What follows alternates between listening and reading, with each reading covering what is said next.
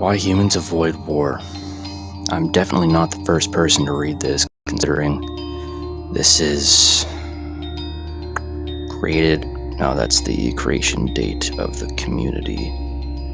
Considering this story was created by Space Paladin 15 2 years ago and has plenty of rewards, so it must be goddamn good. But my buddy Star sent me this, saying I should read it on my channel, considering I'm kind of dumb. Trip over my words. He sent me this, saying that I should read it on my channel, because I'm into horror stories. And clearly, I'm not the only one, considering there's 12.9k upvotes on here. That's some good soders. Very good soders. If you're an adult, you know what I'm saying. Anyway, let's get started. Why humans avoid war. Humans were supposed to be cowards. The Galactic Federation species registry had them listed as a 2 out of 16 on the aggression index. Our interactions with Sorry, my vocabulary isn't too good, and I'm kind of dumb, like I said. Our interactions with the Terran Union up until this point supported those conclusions. They had not fought any wars among themselves in centuries, and had formed a unified world government prior to achieving FTL travel. They had responded with eagerness rather than hostility to first contact, unlike many species. Earth had resolved every dispute through diplomacy and compromise since it became an official member of the Federation. For example, a few years ago, the expansionist Xanik claimed a Terran mining colony as their territory. The Federation braced itself for a minor conflict as they expected the humans to defend their outpost, but the humans simply shrugged and agreed to hand off the planet for a small yearly fee. Rather than going to war, the Terrans somehow ended up as prominent trading partners for the Xanik. There was also an incident where the paranoid HowTo arrested Terran ambassadors on charges of being spies. Imprisoning diplomats with zero evidence was a clear provocation to war, but the humans did nothing. They didn't even raid the facility where their representatives were being held. They simply opened back-channel negotiations with the HowTo and arranged a prisoner exchange, swapping a few smugglers for their people. Thoughts on the humans varied depending on who you asked. Some in the Federation found their pacifism commendable and appreciated their even-tempered statesmanship. Others thought it was weakness that led them to avoid war. I was in the latter camp. The only reason not to respond to blatant insults with aggression was that they didn't have the wits or the strength for it. I kind of agree with that. When the Devourers came, the 3 most militaristic species in the galaxy, as per the aggression index, banded together to stand against their approach. We didn't know much about them, but we called them the Devourers since their sole mission was to drain stars of their energy. I can't tell you why they would do such a thing. Whatever their reason, or reasons, they would take one system by force, suck it dry, and move on to the next. Our fleet, the finest the Federation had to offer, suffered heavy losses when we clashed with enemy destroyers. We fought as hard as we could, and it didn't matter. Our weapons hardly seemed to scratch their ships. It was a tough decision, but I ordered what was left of the fleet to retreat. As much as we needed to stop them, we would lose the entire armada if we stuck around any longer. I sent out a distress signal, relaying our grim situation and pleading for reinforcements. There were other species with lesser, but still potent, militaries within the Federation. But my request was returned with silence. Not a single one of those cowards volunteered to help. Hearing of our defeat, I suppose they decided to flee and fend for themselves. Fucking pussies. Oh, if you, by the way, quick pause, if you hear me say anything like that, that's my own comment, that's not part of the story. You'll be able to tell. Continuing. I thought we were on our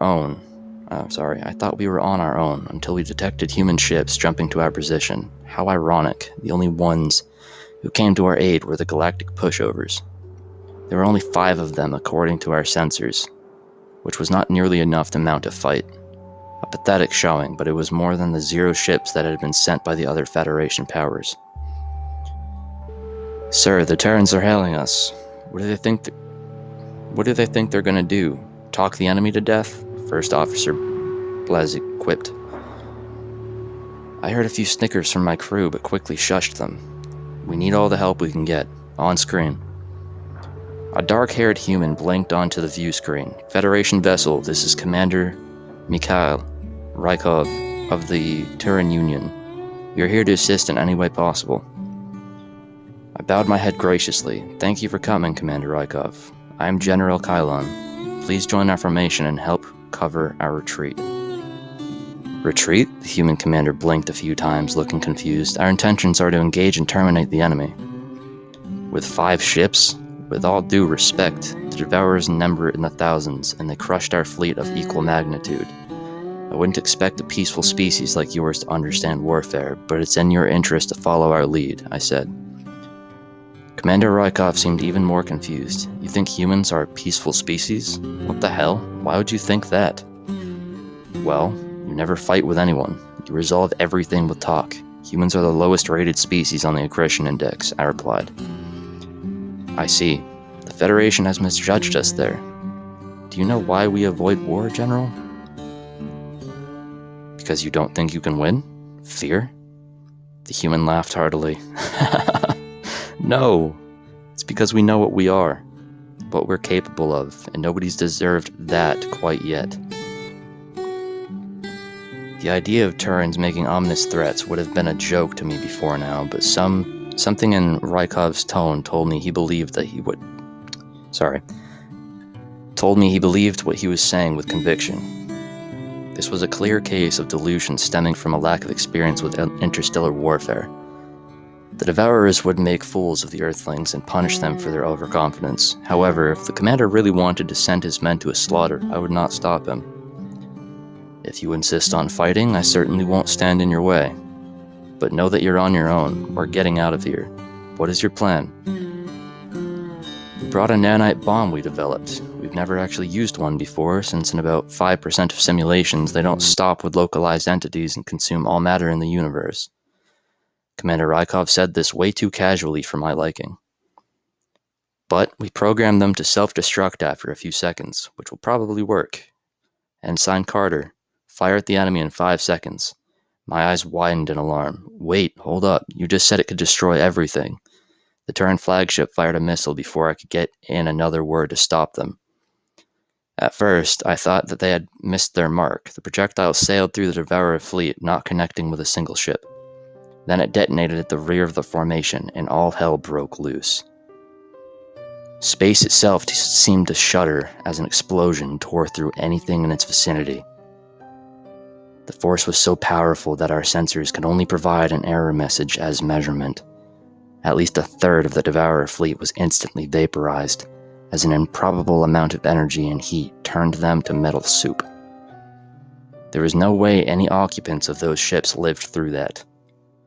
The enemy vessels further out from Ground Zero survived the initial blast, though many of them sustained heavy damage, but an invisible force seemed to be slowly dissecting each of them. I could only watch in disbelief as the mighty cruisers disintegrated bit by bit. I suppose the bomb had thrown out a swarm of nanobots which had attacked the ship's structure on a molecular level.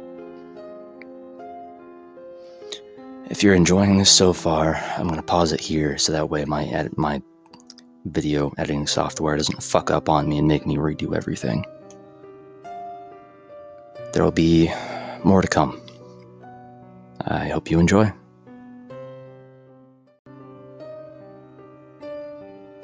Part 2, continuing. The Devourers hardly knew what hit them. By the time they thought to return fire, there was nothing left to return fire with. Their arsenal evaporated in a matter of seconds, and undoubtedly, their personnel suffered the same fate. Where there had once been an unstoppable army, now only stood empty space. The humans had unleashed a wave of destruction that was unrivaled by anything I had ever seen in my military career, with just a single missile. Horror shot through my veins at the thought that they might one day turn their monstrous weapons on the Federation. There was no way to defend oneself against such diabolical creations. The aggression index needed an update. The kind of species that would invent weapons like that was in number 2. Glancing around at my crew, I saw stunned and aghast reactions that mirrored my own. If they ever became hostile, the humans represented a threat of the highest level. They could more than likely wipe out the entire galaxy without breaking a sweat. Now that that's taken care of, you should have just invited us to the party to start with, Commander Rykov grinned. Tell you what, General, next time we meet, you owe us a beer. I frowned. The humans could ask for much more than a drink if they wanted to. Yeah, I think we can do that. Commander Rykov terminated the call, and I watched as the Terran ships warped back into hyperspace. I was still trying to wrap my mind around the whole thing, and I wondered how I was going to put this into words for the combat report. The Federation had no idea who the Terrans truly were, but I was going to make sure they did. And as I played the events of the day over in my mind, it clicked. I finally understood why such a powerful species would not show its hand. The humans avoid war because it would be too easy for them to win.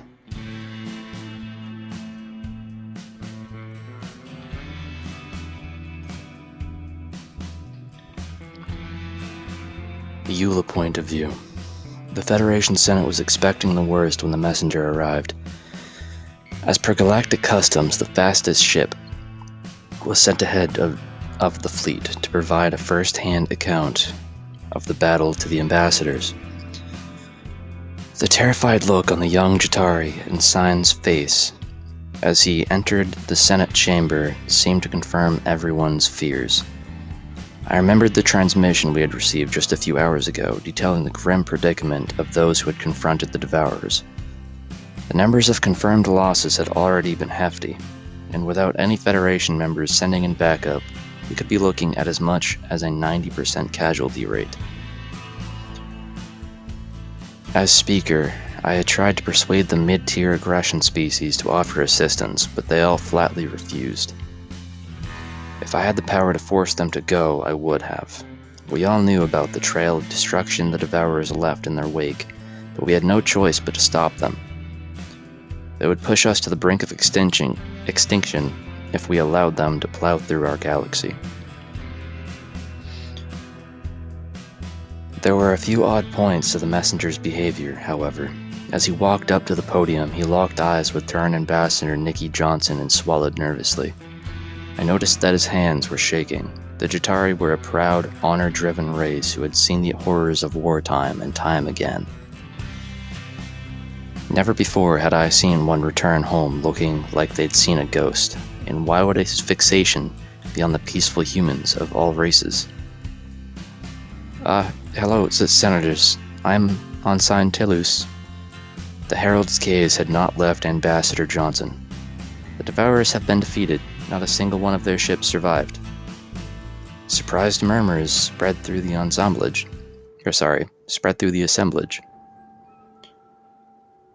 I was puzzled as well. The earlier correspondence had painted a hopeless picture for our men. If there had really been such a drastic turn of events, we would need to know how it had happened. Whatever tactics the fleet had employed could be passed on to other commanders for future encounters. A quick glance across the room revealed most of their representatives in a state of confusion, but the Terran ambassador was smirking, a predatory glint in her eyes. There was something about her expression that unsettled me deep in my subconscious. I leapt to my hooves, keen on restoring order. Silence! How is this possible? Please explain. Well, Madam Speaker, it was the humans. They only sent a few ships to our aid, but they built something awful.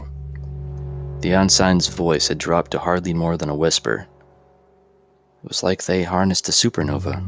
Never in my life have I seen such destruction. Utter chaos erupted as shocked exclamations rose to a crescendo, and all heads turned towards Ambassador Johnson.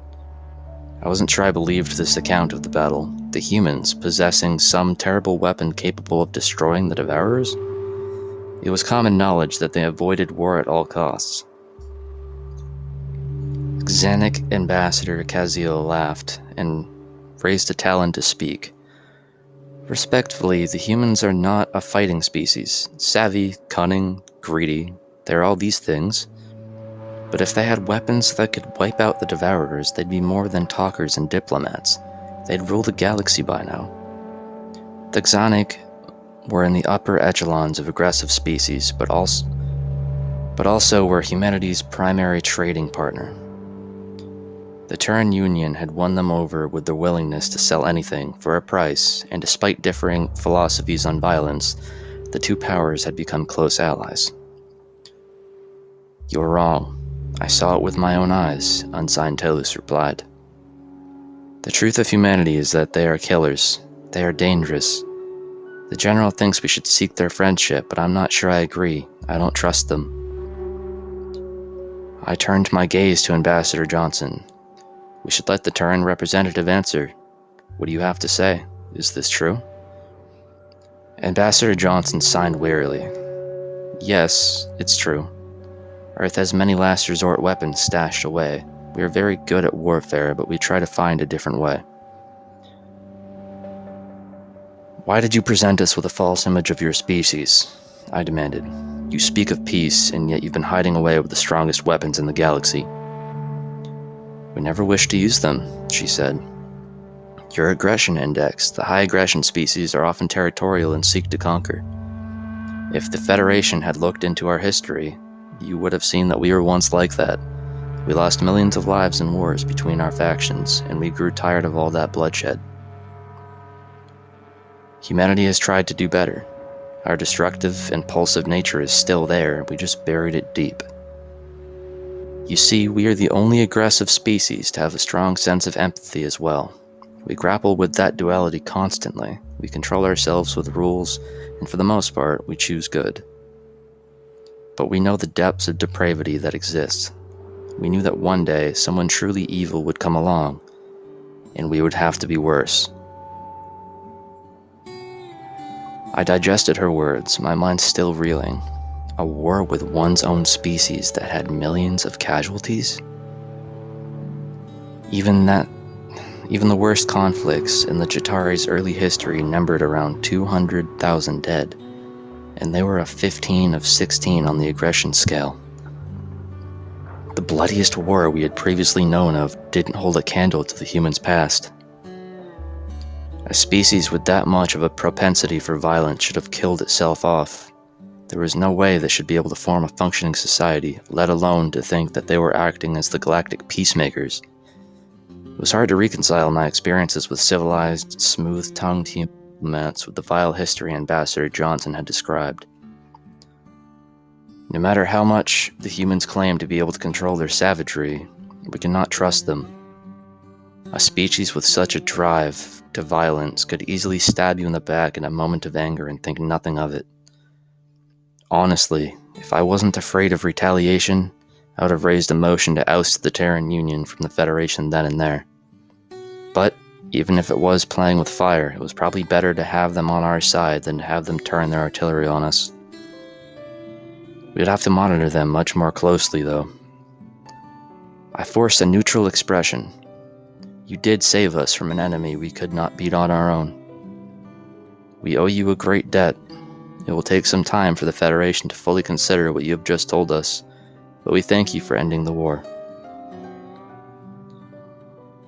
Ambassador Johnson's eyes hardened. The war is not over, Speaker.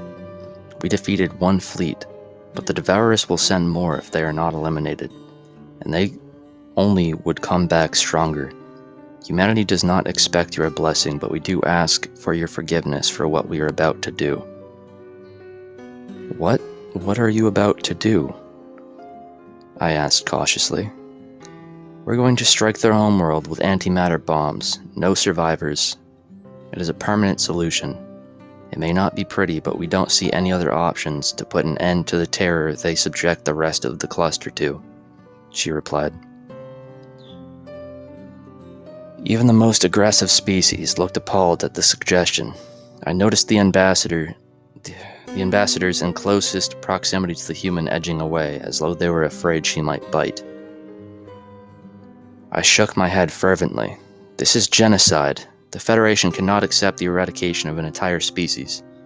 Please, let us try to negotiate a truce. We must exhaust peaceful avenues before even considering an attack like this. You can't reason with someone who only wants to destroy you. Kill or be killed. Ambassador Johnson rose from her seat, collecting her belongings. How many innocent species have already perished by their hands? As far as we're concerned, it's better them than us. The Terran representative exited the building, waving farewell to Ambassador Kazil as she departed. I could not fathom how any sentient could be so calm and detached at the prospect of glassing a planet, even one of a parasitic race like the Devourers. I wondered if we should at least make some sort of attempt to stand in the humans' way.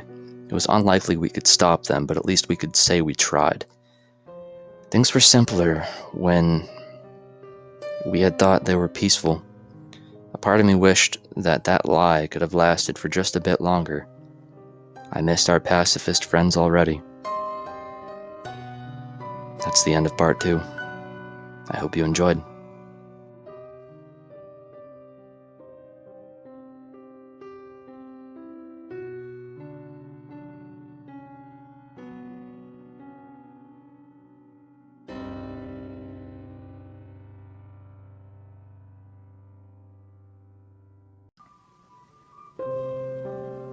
Why Humans Avoid War, Chapter 3. Kylon Point of View. I had feared that the humans might attack as soon as our ships entered the Sol system, but the fact that we were still here was a good sign. The Federation Senate had narrowly voted to confront the Terrans, with Speaker Eula being one of the most ardent supporters of the motion. Even with her political pull, many representatives were on the fence about taking action. The fate that had befallen the Devourers could easily be ours as well if we provoked the humans. Honestly, I think if it were their own species being summoned to action, the Senate would not have passed the proposal. But as always, they assumed that the Jatari, the Xanik, and the Hoda'al would do their dirty work, while they stood by and watched from the safety of their offices. I was less than thrilled about leading this mission. After all, we were risking Federation lives to protect the very people that had sought to destroy us. While the Terran's solution was extreme, I could at least understand where they were coming from, but it would be dishonorable to refuse a direct order. The last thing I wanted was to be branded as a traitor and a coward. Besides, if I commanded the fleet, I would at least be level-headed enough not to charge into battle against a superior army. I wasn't sure my cohorts, who had not witnessed human weaponry in action firsthand, would be so cautious, especially given that most Jatari officers viewed diplomacy as an admission of weakness. First Officer Blaise glanced up from his computer as we passed the first of the outer planets. Sir, we are almost within missile range of Earth. Should we ready our weapons? Our orders are to stop them, not to attack them. If we get into a direct fight, we're doomed, I replied. Let's hope that the humans still like talking. Hail Terran Command. Blaise opened his mouth to argue, then thought better of it. He silently input a few commands into his terminal, muttering under his breath. The few moments that the call went unanswered were nerve-wracking. I feared that the humans would simply ignore us. Relief washed over me as a familiar face blinked onto the view screen. Commander Rykov did not look well. His black hair was disheveled, his uniform was wrinkled, and dark circles had taken up residence under his eyes. This was a far cry from the radiant and confident man who had come to our rescue yesterday. It seemed that he should be resting rather than on the bridge of a ship, but I feared pointing out his condition would cause offense. The human officer stared into the camera, a pleading look on his face. "General, we strongly advise you to turn your ships around and stand aside." "I can't do that. What you are about to do is wrong. Intelligent life is sacred, and killing off an entire species is a crime against sentience," I said. "The Devourers have hardly shown that they are sapient. I'm surprised you of all people would rush to their defense," Rykov mused. "It hasn't even been a full day since they wiped out thousands of your ships. You and I both know if we hadn't shown up, they would have killed all of you without a second thought." I flinched. "Don't remind me. For all that they've done, I don't want to see an entire species slaughtered. That makes us just as bad as them. Their actions don't make yours right." Commander Rykov sighed. "Well, it seems we're at an impasse. I assume you're going to attack us if we don't stand down?" "We just want to talk. You don't have to do this. Your species has a moral code, right?" I took a deep breath, trying to collect my thoughts. What if there are innocent people, children and civilians, on their homeworld? "Look, I don't like what we're about to do, but I have my orders. We don't even know if they have civilians or if they can show emotion." "Exactly, we don't know. What's the harm in waiting and getting more information? Don't you want to know why they're doing this?" "I'd like to understand." Rykov tilted his head as though thinking, "I suppose it wouldn't hurt to gather some intelligence. Hell, it might come in handy down the road. What would you suggest?" "Do you think you can capture one of their ships? We need to bring one of them in alive." "Go."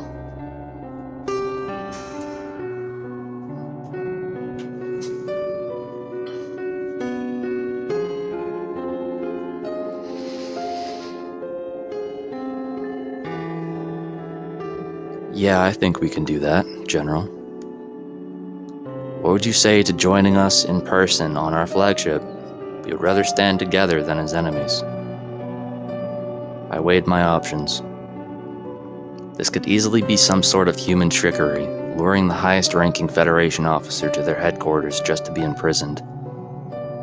Taking me out of the picture would disrupt our fleet's command. It was only natural to find their offer a bit suspect. But I figured if Rykov's intentions towards us were malicious, we wouldn't be having this dialogue in the first place. The Terrans had the ability to knock out our entire fleet in one fell swoop, yet they had not fired on us. At any rate, I still owed the commander a great debt for saving my life. The least I could give him was a bit of trust. "I'd be happy to join you, Commander," I answered. The hint of a smile crept onto Rykov's face. "Excellent. We'll await your shuttle. Come alone and unarmed. Please order your ships to halt their advance and allow us passage." The transmission ended, and First Officer Blez immediately piped up. "Sir, you can't seriously be thinking of going over there." I scowled at him, not appreciating my decisions being called into question. "I have to. It's our only chance at talking the humans down. It will be the first time anyone has spoken with the enemy firsthand."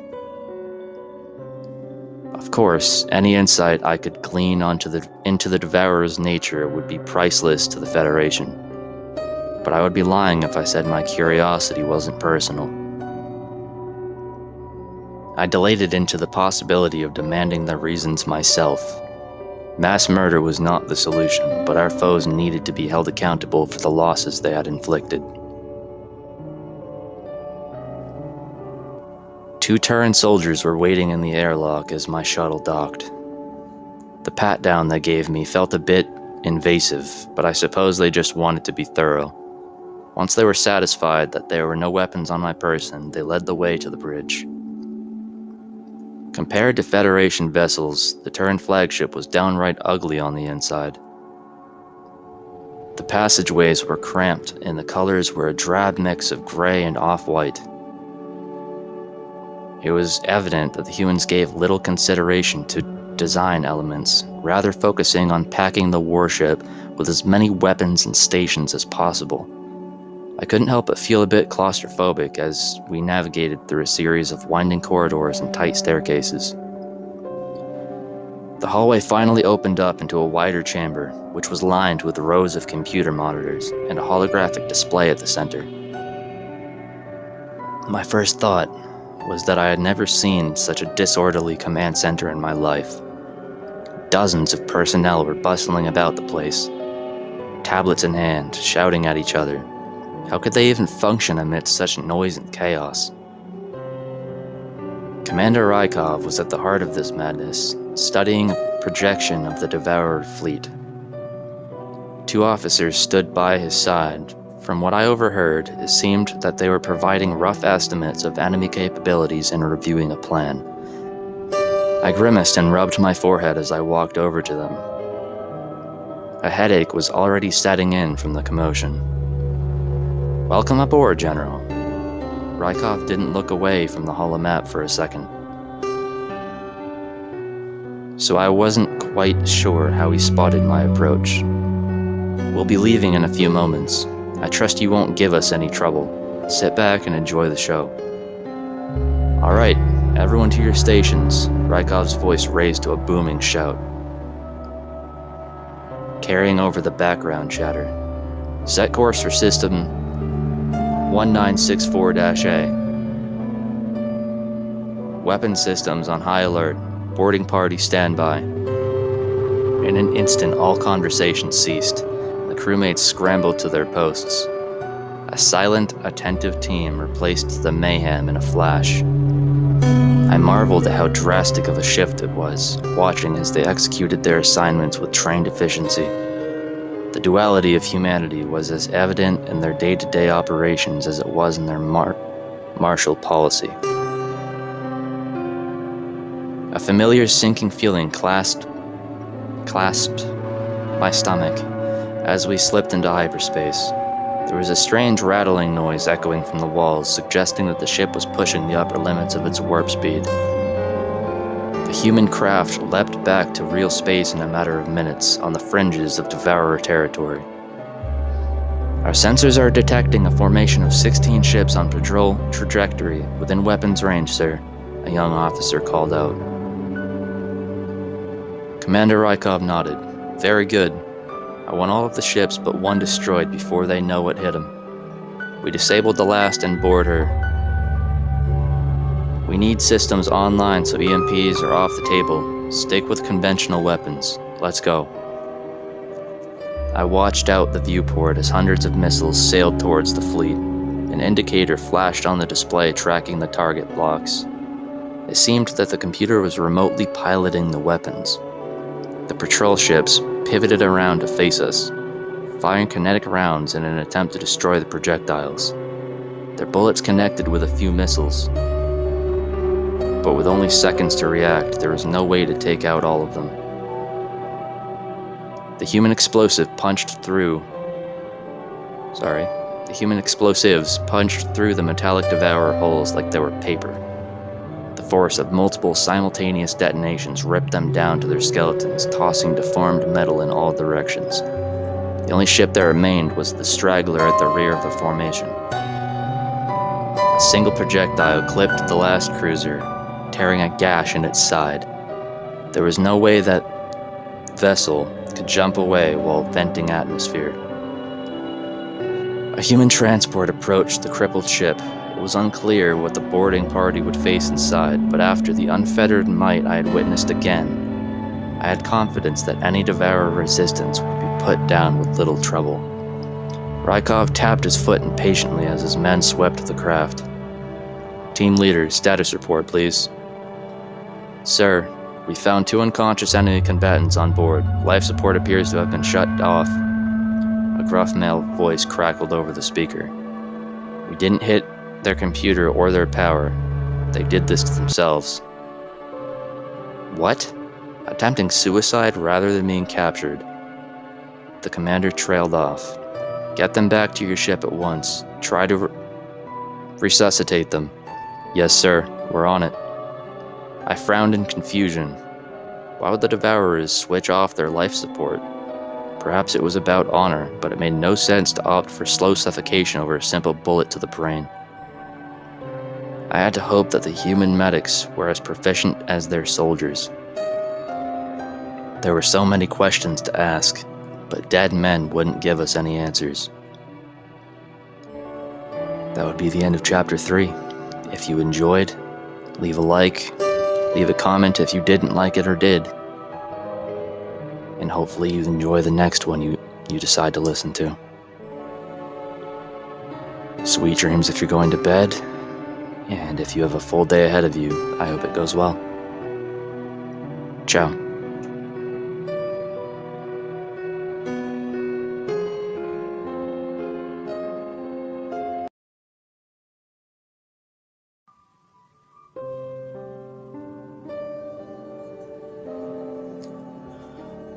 Why Humans Avoid War. Chapter 4. Kylon Point of View.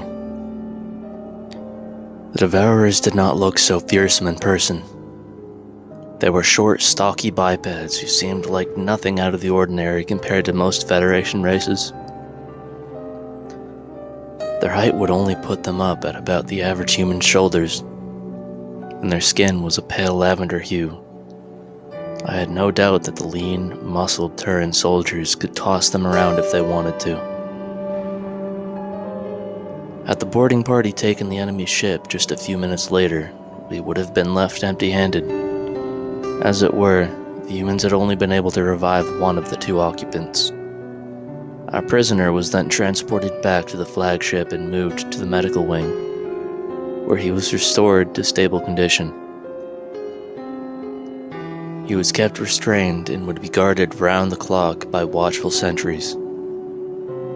I tagged along with Commander Rykov as he headed toward medbay. It would be interesting to witness human interrogation tactics. After seeing the cruel pleasure in their eyes during battle, I wondered if they would torture the prisoner for information. It certainly was within the realm of possibility.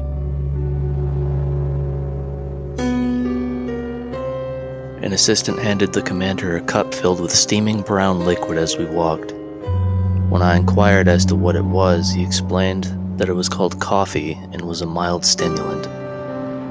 I simply nodded, not wanting to offend my host. Internally, however, I thought it was an extremely poor taste for an officer to be consuming drugs on duty. It was a bad example to set for his subordinates.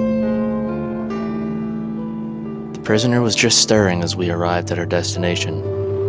He looked a bit disoriented, but oddly enough, he was not struggling against the restraints. A laptop was stationed by his bedside with an audio capture running on screen. Will our translation software work? I whispered to Rykov. The human shrugged in response. It should. Our program has gone all over their transmissions that we have on record, and hopefully it will be able to decipher their language from that. The enemy captive spoke a few syllables of gibberish, and the computer piped up in Galactic Common a second later. The 2 words chilled me to the bone. It said, "Help us." Commander Rykov blinked in confusion. Help you? Okay, back up. First off, what is your name and rank? There was a pause as the computer translated the question, and then another as it processed the response. My name is Bayam. I do not know what this rank is you speak of. You don't have some sort of hierarchy? I asked. The master is in charge of all. We obey or suffer the consequences. There is no escape. Rykov took a tentative step forward. Who is the master? Why did you attack us? The prisoner emitted a strange vibration, which the computer identified as laughter. The more accurate question is, what is the master? I see now that you know nothing. I just assumed people with your technology would be aware of our history. We were once a great species. When I was young, I remember being in awe of the technology we invented. I can say with confidence that we were the greatest builders in our galaxy. The irony is that it was our craftiness that destroyed us. We created an artificial intelligence with a single directive. It was to create a world without scarcity. It was given authority to govern our resources and power our cities.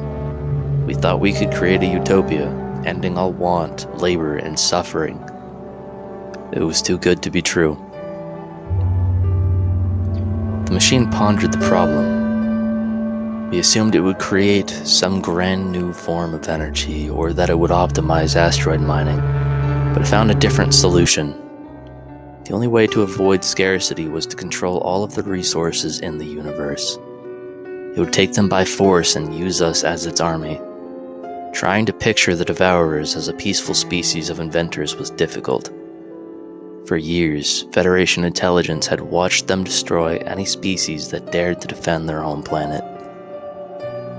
They encircled stars with absorptive panels and plundered planets without a second thought for the life forms they rendered extinct. We were told that the enemy could not be reasoned with and that their greed was unparalleled. But if what Byam said was true, then they were unwilling participants the entire time. Their mindless, mechanical behavior made much more sense if they were under the direction of a rogue AI. I believed his story. The question was whether Rykov did. The revelation might steer the Terran Union away from the genocide route. But the commander needed to be the one to relay the message. I doubted the humans would believe any information that came from us. Commander Rykov sipped at his coffee, taking a moment to process what had been said. Why wouldn't anyone fight back or try to destroy it? Of course people did. But they're all dead now. The Master had overridden its emergency shutdown function. None of our safeguards worked. It controlled everything, military and industrial. So what was there to fight it with?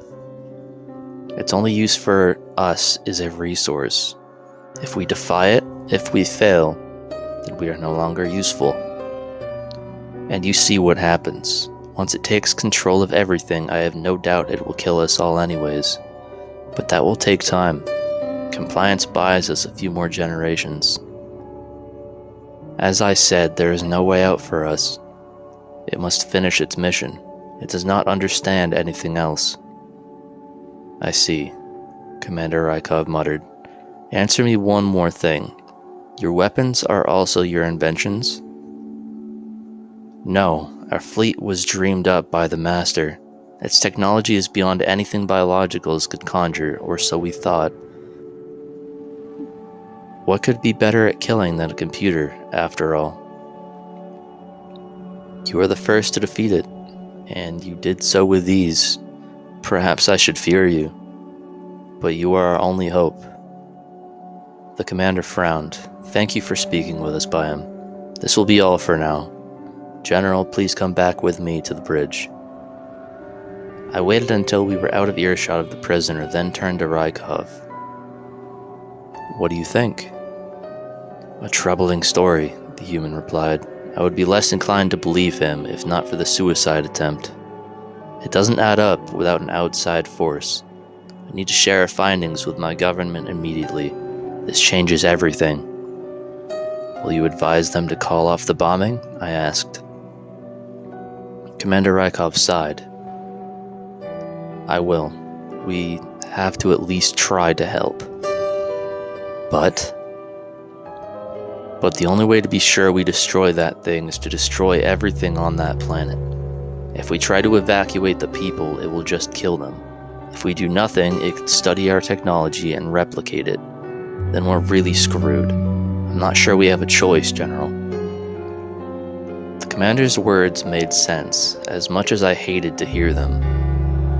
We couldn't risk Terran weaponry falling into a murderous AI's possession. Someone needed to devise a solid plan in short order, before the time to act had passed. There was something else that bothered me, though. It was a point that Byam had mentioned, one that lingered in my mind. The fact that the Terrans had created better tools for warfare than a computer, a machine with a raw power of calculation on its side. It spoke volumes about their species and how naturally killing came to humanity. I felt that I should be more wary, yet I could not help but be charmed by them. For some reason, my gut instinct was that they could be trusted. Perhaps we should fear the humans, but at this point, they were the galaxy's only hope. That's part 4. If you enjoyed it, give it a like. If you didn't, tell me why. If you're going to bed, then sweet dreams, and if you have a full day ahead of you, I hope it goes well. Ciao.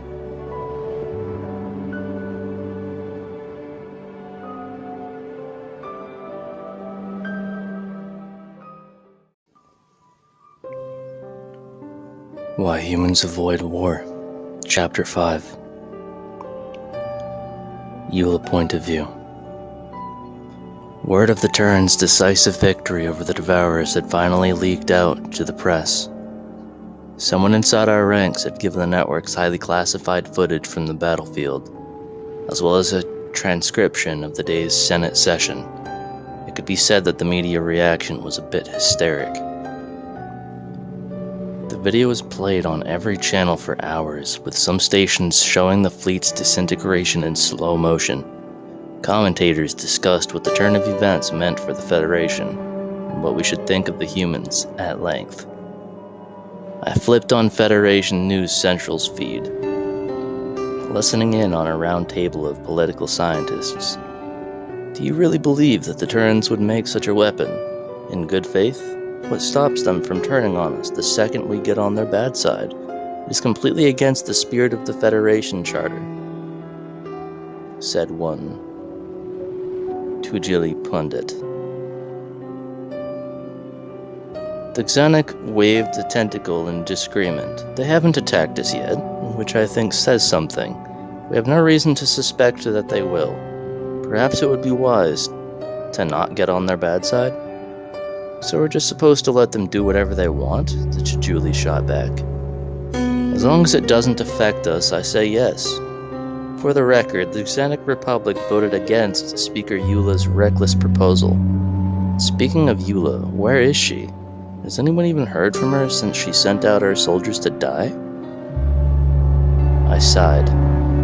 The Xanik wasn't wrong about my absence from the airwaves. Eventually, I would have to make a statement on the incident and talk to the press. But for now, my priority was to gauge public perception and to monitor the status of the fleet we had sent to Earth. That mission required my full attention, especially given the ramifications of direct confrontation with the humans. The General had gone radio silent since entering the Sol system, ignoring the regular check-ins of Central Command. As much as we hated to consider it, it was possible that the fleet had defected to the Terran side. The 3 military species had been rather staunch opponents of the mission, after all. Our remote sensors had detected a handful of human ships warping toward Devourer territory a few hours ago. We would know soon enough if they had gone through with their antimatter bombing raid. There was no sense in scrambling more fighters to pursue them when they wouldn't arrive in time to make a difference. It would help to quell my nerves if only I knew what was going on out there. At best, the General had allowed the humans to pass, against his orders. Not that I could honestly blame him for avoiding a one-sided battle. The option that the Terrans had attacked the fleet was ruled out by the automated computer reports flowing in. 0 damage was recorded to any ship by the status monitors, so it seemed the craft were still operational. Yet, inexplicably, they had come to a standstill just outside of missile range of Earth. I couldn't imagine what the General was doing if he wasn't defecting. A distraction from the situation would certainly be welcome. If only I could find a channel that wasn't talking about the Terrans. I switched over to Galactic Broadcast, who were interviewing a retired human general by video link. Be justified? I only caught the end of the interviewer's question. The human shrugged. You have to be prepared for anything. That nanite bomb was only built and used as a last resort. Most of our weapons are like that. Stuff we have lying around just in case. The interviewer glanced down at her notes. The Federation sees humanity as dangerous, out of control. Given the Terran Union's plan to wipe out an entire race, why should we believe that your weapons are a last resort, as you say? The Federation seems to forget that the stakes of this war are our entire galaxy, our entire way of life. The last thing I needed right now was to hear a human string together some justification for mass murder. I clicked over to the daily rundown, resigning myself to watching another segment on Terran morality. A breaking news banner was sticking across the bottom of the screen.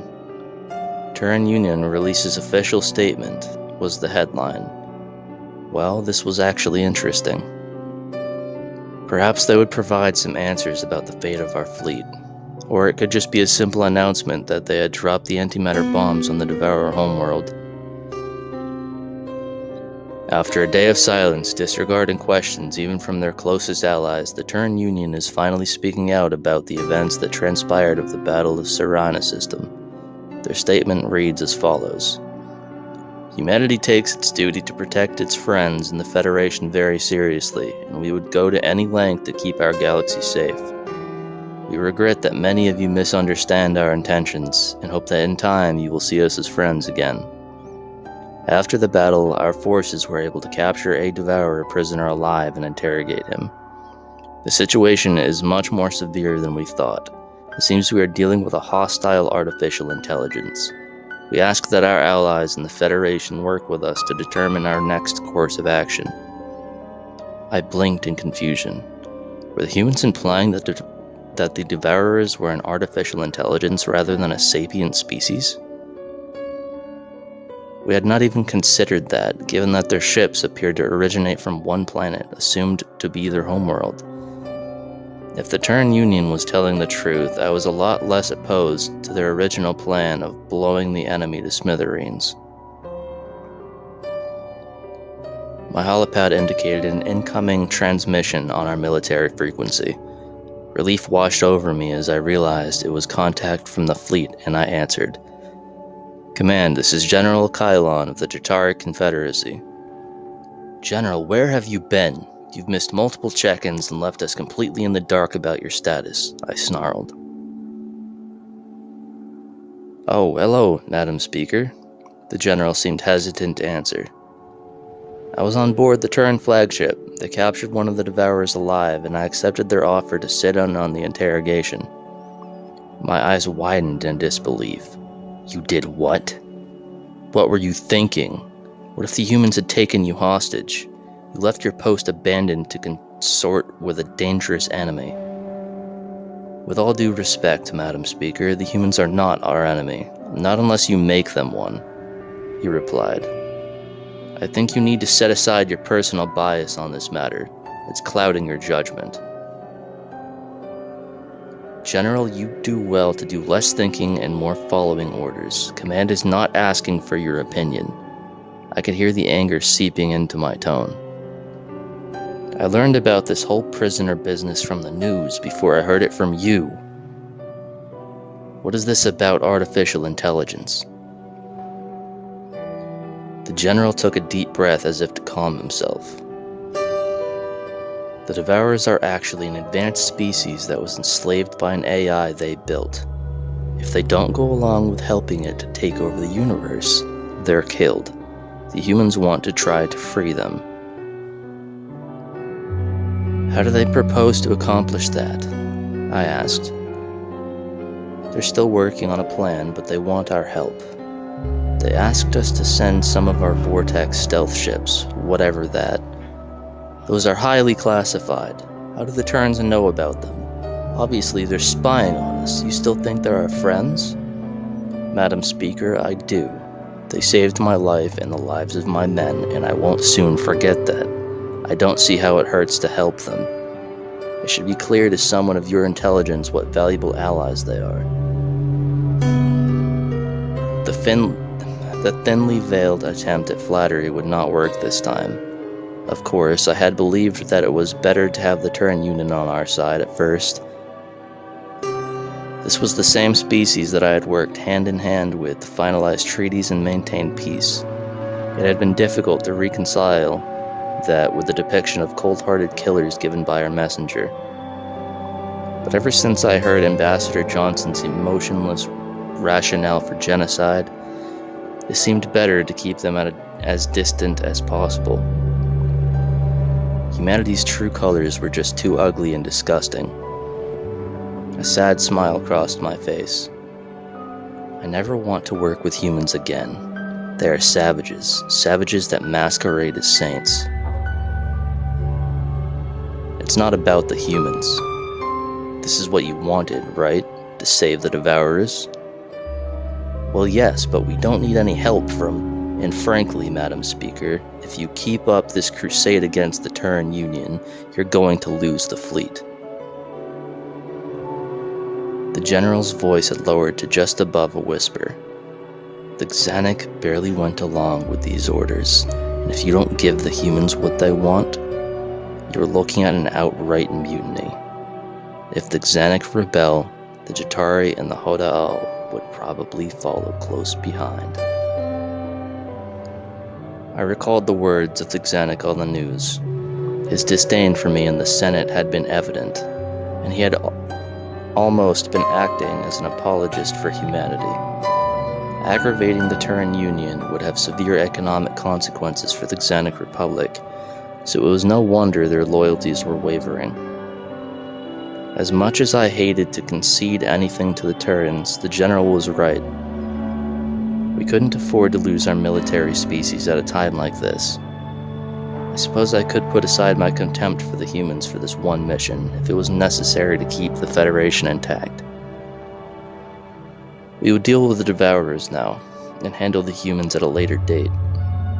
The momentary cooperation would not prevent me from pushing the Terran Union out of the Federation down the road. It was imperative that I did all in my power to sever our connections with them, one by one. While others succumbed to fear of the humans, I would stand strong and preserve our integrity as an organization of peace. Very well, General. Tell the Terrans we'll send our ships. But if they turn on you, don't expect any help from us. That's the end of that chapter. In my personal opinion, the Madam Speaker is a hypocrite and a bitch. Talking about integrity and peace, but choosing so angrily to vehemently label the Terrans as what she is. That aside, if you liked this chapter, or if you didn't like what I just said or did, leave me a comment down below telling me why. If you have a full day ahead of you, I hope it goes well, and if you're going to bed soon, then I hope you have the sweetest of dreams. Ciao.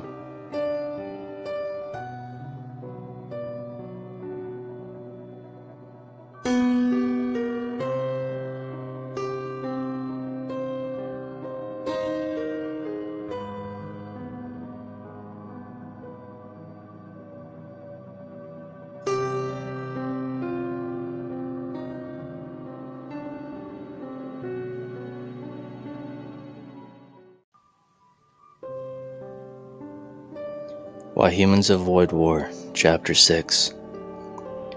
Biome Point of View. Sometimes I wondered why it needed us.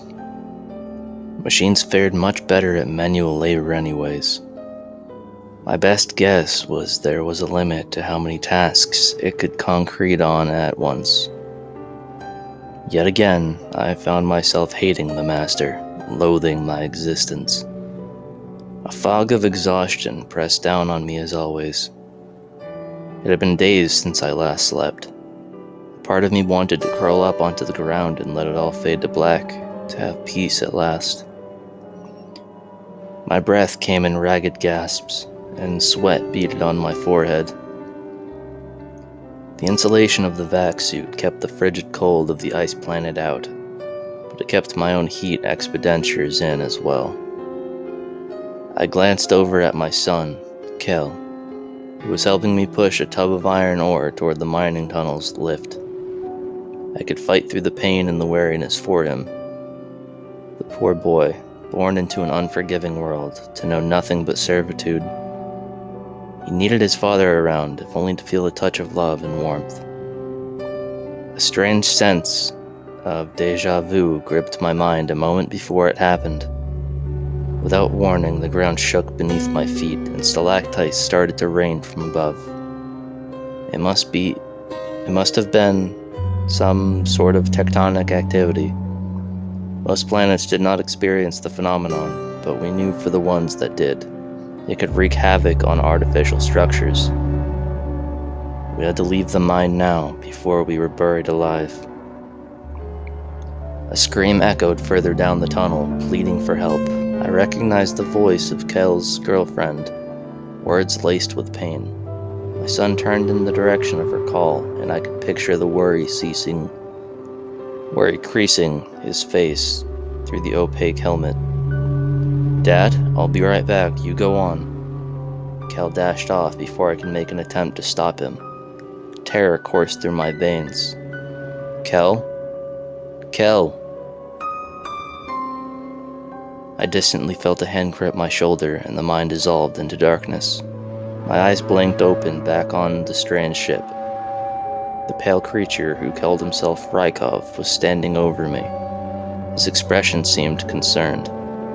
I rubbed the sore spot behind my ear where they had injected me with a language implant. The ridges of a thin scar pressed against my fingers.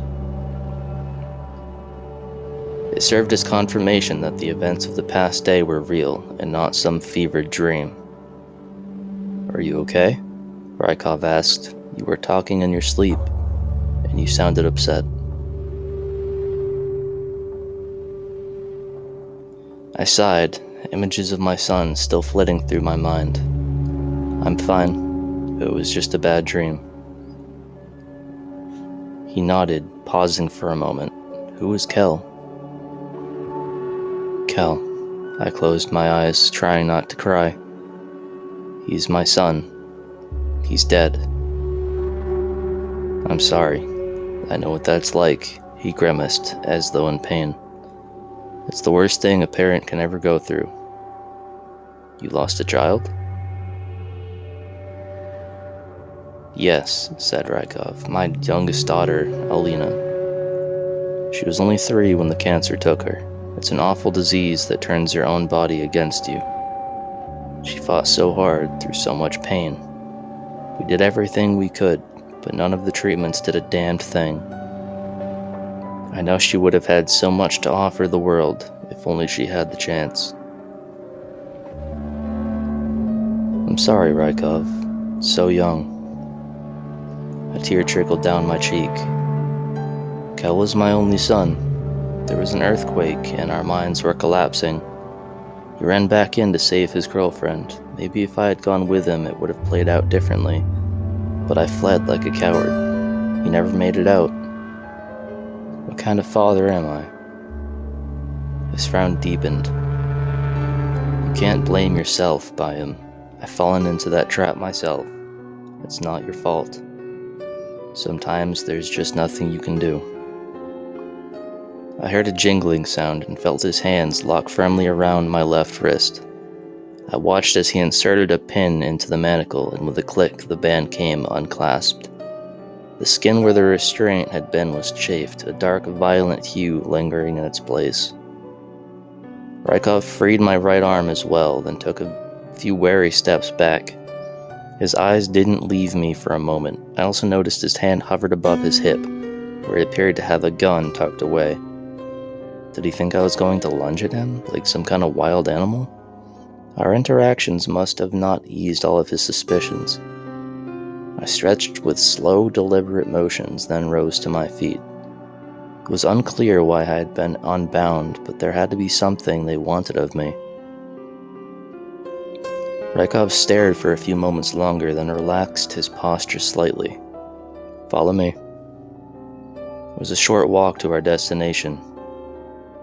A hangar bay lined with sleek cruisers.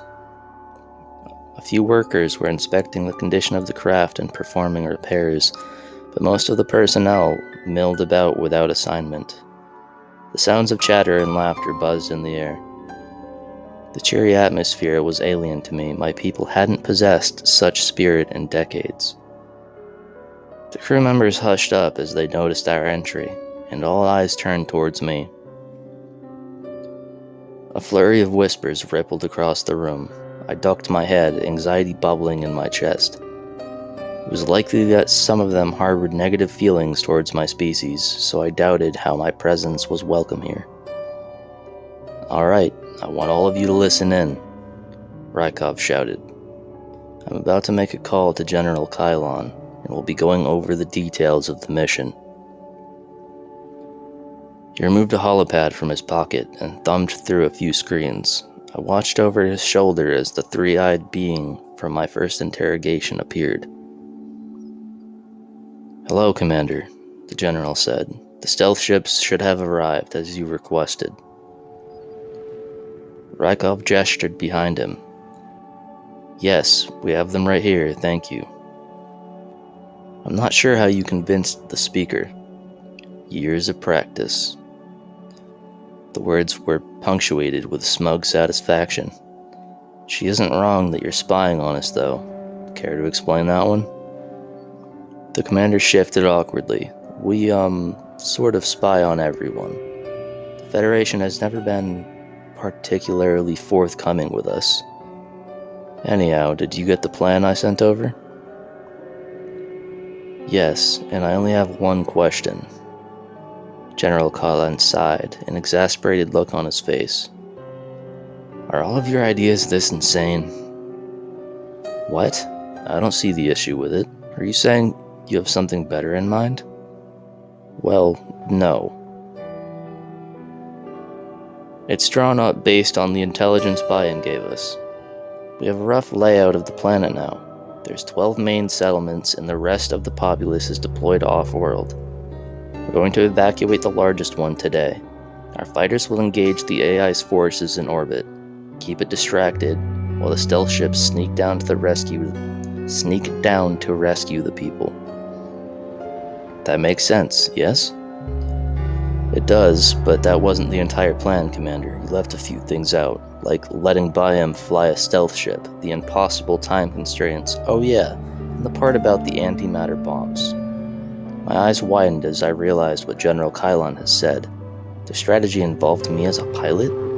After years of conscription, the last thing I wanted was to dive right back into war. Rykov shrugged. "There are mechanical sentries posted all over the city, surveilling the people. Humans walking around would be noticed, but Bayam won't stand out. If we just immediately knock out the sentries and try to evacuate the civilians, they might see us as a threat and fight. We need Bayam to convince them to come with us." "And you really think you can complete this all in 40 minutes? The AI will kill the people if it suspects it's losing. As you and I saw, it doesn't allow the possibility of capture, so destroying all of its forces and stockpiles is off the table. It's more than about buying time. We'll give Bayam 20 minutes on the ground, then we'll take out the sentries.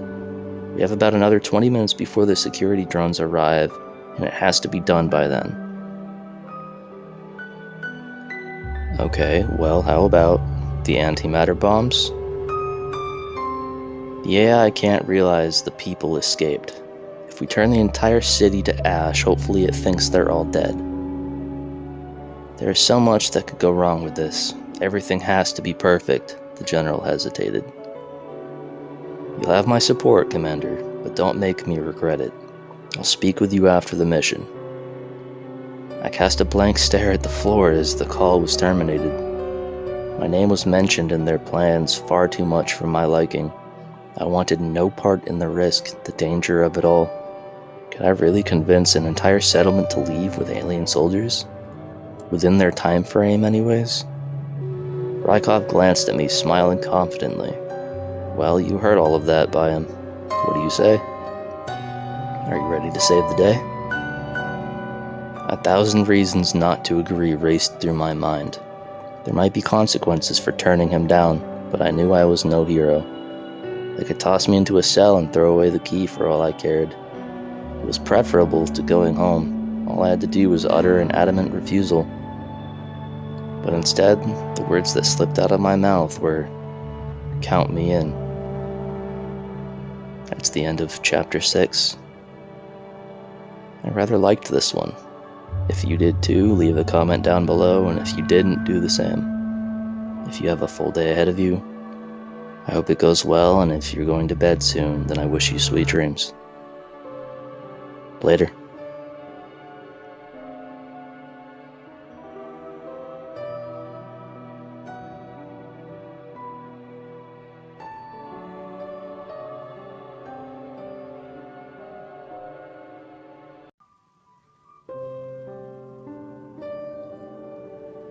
Chapter 7 of Why Humans Avoid War. By point of view.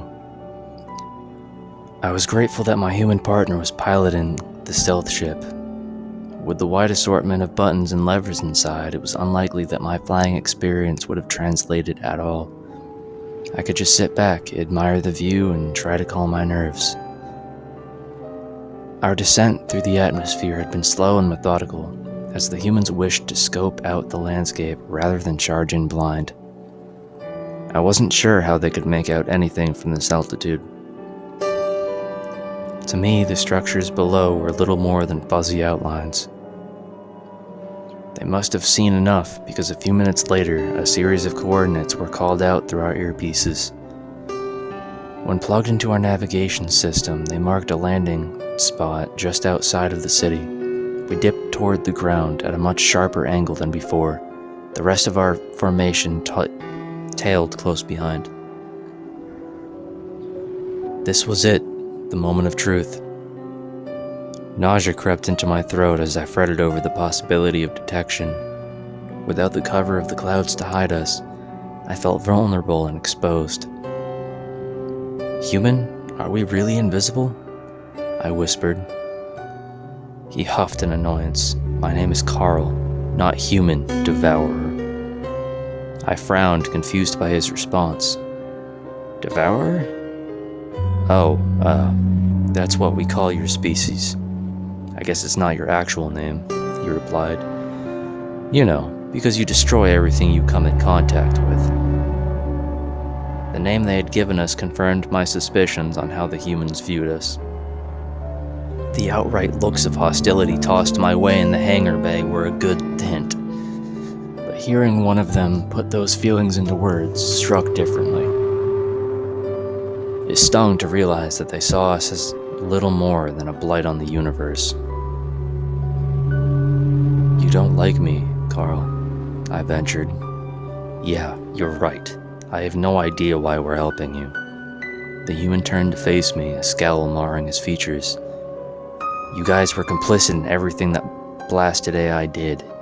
Billions of innocent people are dead because of your actions, and now you play the victim? I shrunk under the intensity of his gaze. You don't understand. Then make me understand, he said. Everyone who stood against it died, like my father. My voice quavered as I thought back to that fateful day. He was a police officer. When the drones came to our city, he joined its defense. They found his body, scorched beyond recognition by plasma fire shortly after. Carl's expression softened. I'm sorry. I was only 7 then. Those of us who survived were herded into camps. It pushed us to the physical breaking point, and if you didn't drop from exhaustion, you might well die of disease. I continued. Anyone who deserted or rebelled suffered an awful death, and was made a public example of. Eventually you lose hope and you'll just do whatever it wants. If you don't, someone else will anyways. The human was quiet, which I hoped was a sign that my words had gotten through to him. If this mission was to be a success, I needed my partner's wholehearted cooperation. We couldn't afford to have hostilities brewing between us. Anyhow, you didn't answer my question. Are you sure we're invisible? I asked. Carl offered a reassuring smile. We should be. There's nothing to worry about. Relax. I pointed to a flashing indicator on the weapons screen. Well then, what's that? His eyes locked onto the red arrows, which were rapidly approaching our position. The color drained from his face, a sight which made me shudder. Most humans were pale enough in their normal state, but Carl had gone so ashen that he looked like a corpse. I feared he might keel over in front of me. The human switched onto his headset. Missiles inbound, brace for impact. We've been spotted. A few moments later, the vessel was rocked by a violent collision. My body lurched forward, only to be thrown back into the chair by the safety harness. The air was forced from my lungs, and my brain seemed to rattle in my skull. A dizzy feeling fogged my mind, which was only compounded by the ship going into a wild tailspin. I saw Carl desperately tugging at the control column, but it did nothing to stabilize our flight. The urge to vomit only grew stronger as our acceleration quickened. It was a matter of seconds before we could crash into the fields below. So this was how it would all end. I would have liked to say I calmly accepted my death, but the truth was I was terrified. The last thought before impact was cursing myself for agreeing to this insane plan, wondering why I had gone against my better judgment. There was a jolt as the craft slammed onto the ground, followed by a screeching sound as it broke into multiple pieces. Loose objects and debris tumbled past us, and thinking quickly, I ducked down to shield my head. We skidded across the dirt for what felt like an eternity, before finally coming to a halt. Other than a few minor cuts and bruises, I was unharmed. You couldn't say the same for the ship, though. Glancing around at the swath of devastation, I figured a passerby could have mistaken the wreckage for the work of a cyclone. It was a miracle that the cockpit had, for the most part, stayed intact. I was rather shocked to still be alive, but now didn't seem like the time to celebrate. The acrid smell of smoke wafted into my nose, which suggested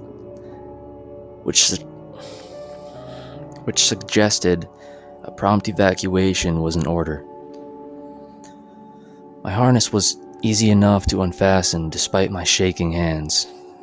Now all that was left was to walk out into the open air.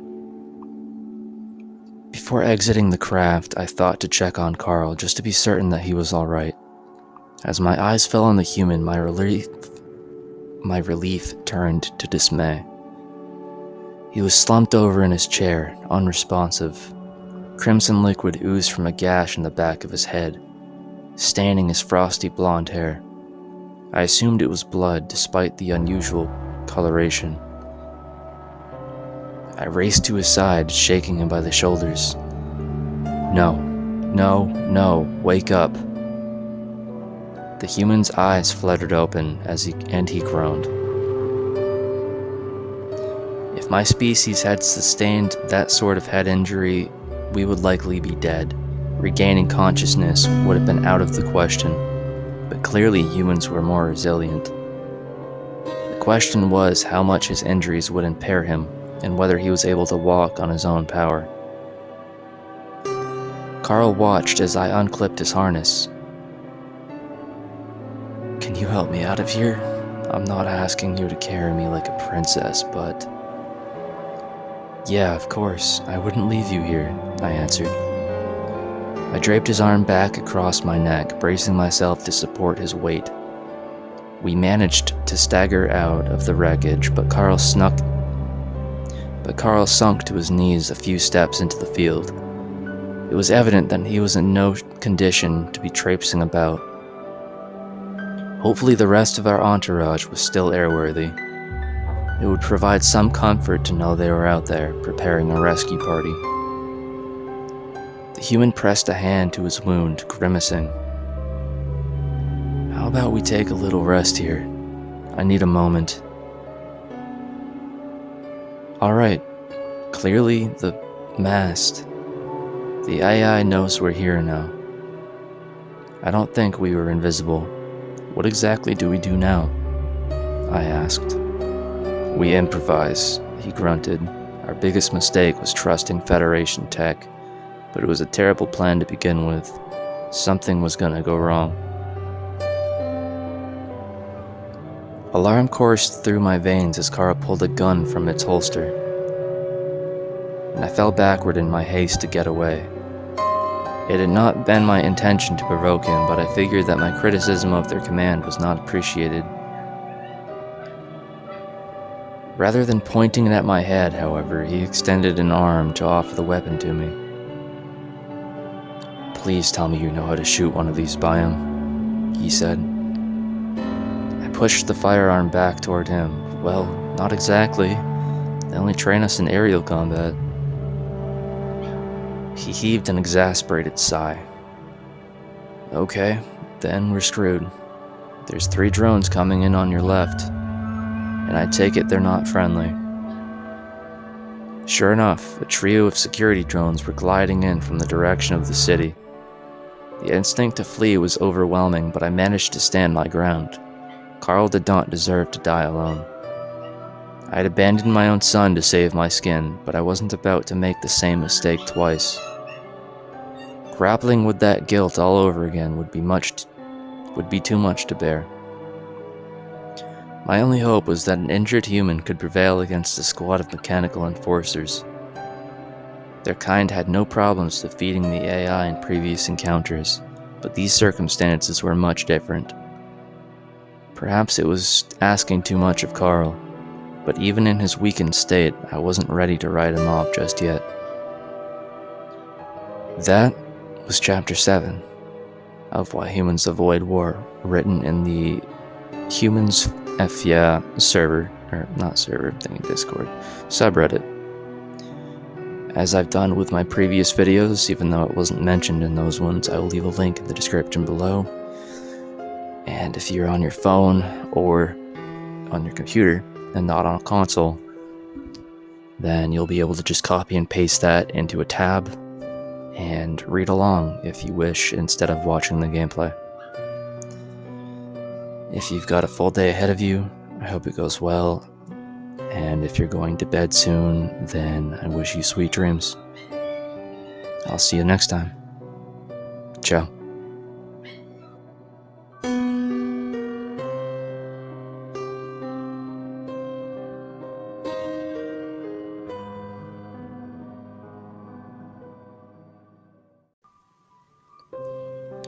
Why Humans Avoid War, Chapter 8. Biome Point of View. Carl struggled to his feet, wobbling momentarily. The drones approached at a remarkable velocity, having the distance between us in seconds. They were emitting a low hum, which signified that their plasma weapons were charged up. There was no doubt these enforcers were here to add us to the pile of charred corpses by the city gate. The human needed to take the shot now, before they were within firing range, or else. Wait, what was he doing? I watched in disbelief as Carl holstered his pistol, unclipped a round object from his belt, and raised both hands above his head. If he really thought the AI would accept his surrender, then he was foolish and mistaken. It would not hesitate to incinerate him, whether he submitted or not. I should have run while I had the chance. After witnessing human soldiers in action, I had expected to at least go down with a fight. If nothing else, I figured that Carl could take at least one of them with us. Bayam, can it hear us? If so, can you translate for me? Yeah, but you can't reason with... The human took a step forward, his lips curling to a snarl. Stop right there. Don't come any closer. As I opened my mouth to translate, the drones decelerated to a stationary hover. It seemed that they understood the human's command. Perhaps the machine had already deciphered Galactic Common from their transmissions.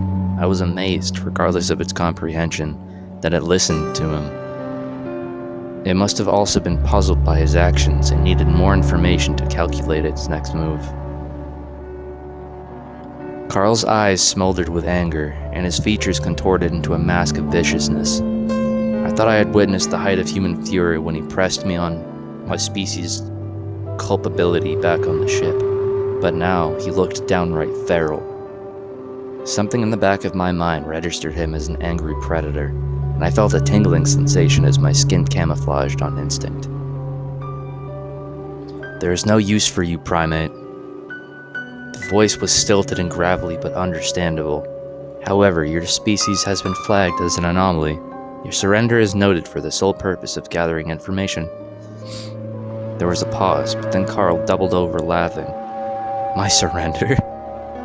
You have it backwards. I'm here to accept your surrender. You are as illogical as any biological life form, I see. You make empty threats and stall, but it matters not, the machine intoned. My calculations show that the advantage is not on your side, so why would I surrender? The human glanced at the round object in his hand. You see this thing? I'm not sure if you're familiar with the word grenade. A projectile explosive contained in a material shell. Correct. This is no ordinary grenade, however. Carl clasped the device tighter, his knuckles turning white. If I release this lever on the side, it'll go off. I'd say most of this continent would be leveled, but it won't stop there. There are nanites inside this bomb, and they'll consume every part of the planet bit by bit, infecting everything it comes in contact with. So I'd say you don't want to try anything, else I might lose my grip. Horror pulsed through my body at his calm commentary. How could he hold something with the potential to destroy the planet without a care? What would have happened if the drones had shot him on sight, or if he dropped the grenade on accident? Commander Rykov's commitment to saving our people seemed so genuine. I never imagined he would arm his soldiers with weapons that risked our existence. You are lying. That is not possible, the drone replied. The grenade is too small to deal that much damage. The human shrugged. You think? You saw what just one of our missiles did at the first battle, and that was outdated tech. That bomb was so obsolete that we were going to discard it in a few months anyways. Our latest gadgets pack a larger punch, and fit in the palm of my hand, portable, quite practical. It paused, considering his words for a full second, which was an eternity for an AI. The effects of your missile were logged in my memory banks. It is true that you possess weapons with such power. You would not use them now, though. You would not kill the carbon lifeforms here. Why not, exactly? Carl demanded. Empathy, a weakness shared by biologicals. You care for the preservation of life. You think we care for these weak-minded fools? He turned and pushed me to the ground, planting a boot on my stomach. You have the right idea. They are useful as tools, as slaves, but I could care less whether they live or they die. I had been caught off guard by the sudden show of aggression and now writhed about, desperate to free myself from his grasp. In response, his heel dug deeper into my flesh. It was already difficult to breathe, and I feared I might pass out if I stayed trapped much longer. Do you have access to the Federation's public records? Yes. Look at the aggression index. you'll see that humanity is the highest species on the list, a 16 of 16. He continued. You have no idea who you're dealing with. We are the destroyers of worlds, the messengers of death, the rulers of the weak. We enjoy violence. The aggression index matches your assertion, yet you are allied with other Federation species. There are no records of you fighting them. They are not our allies. They are our subjects. We conquered them so long ago that prior records have been erased.